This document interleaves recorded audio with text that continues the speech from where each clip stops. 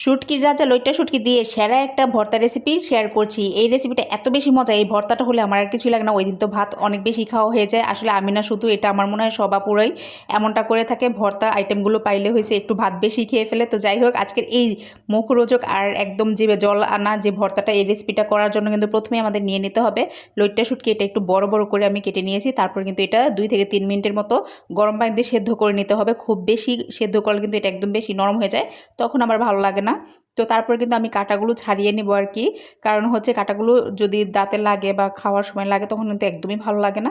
সেই জন্য একটু সেদ্ধ করে নিলে পরিষ্কারও হয়ে গেল, আর পাশাপাশি কাঁটাটাও খুব সহজেই ছাড়িয়ে নেওয়া যায়। এখানে কিন্তু আমি আস্তে আস্তে সবগুলো লইট্টা শুটকি কাঁটা ছাড়িয়ে নিচ্ছিলাম। আর এটা কিন্তু খুবই সাবধানে করতে হবে, কারণ হাতে কাঁটা ফোটার চান্স থাকে।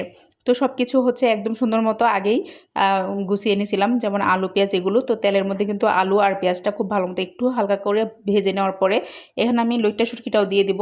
আর এই লইট্টা শুটকি থেকে অনেক সময় একটা গন্ধ আসে, বা যে কোনো শুটকি থেকেই। তখন যদি আমরা শুটকিগুলো তেলের মধ্যে খুব ভালো মতো একটু মানে ভেজে ভেজে নেই, তাহলে কিন্তু এটা ওই গন্ধটা চলে যায়, আর এটা খেতে অনেক বেশি মজা হয়। তো লইট্টা শুটকি সহ পেঁয়াজ আলুগুলো আমি লাল লাল করে ভেজে নিয়েছি, এটা তো দেখেই বোঝা যাচ্ছে তাই না। তারপর কিন্তু আমি পরিমাণ মতো পানি দিয়ে নিয়েছি। এখানে কিন্তু অল্প পানি দিয়ে প্রথমে কষিয়ে নিলেও হবে, যেহেতু আমি আলু পেঁয়াজগুলো একদম ভালো মতো ভেজে ভেজে নিয়েছি, সেজন্যই হচ্ছে একটু বেশি করে পানি দিয়েছি। তারপর কিন্তু লবণ, হলুদের গুঁড়া, মরিচের গুঁড়া দিয়ে বেশ কিছুক্ষণ রান্না করতে হবে, 10 মিনিটের মতো। 10 মিনিট পরে দেখা যাবে যে তেলটা একদম উপরে উঠে আসে আর সব কিছু রান্না হয়ে গেছে, মানে ভর্তাটা একদমই রেডি হয়ে গেছে খাওয়ার জন্য।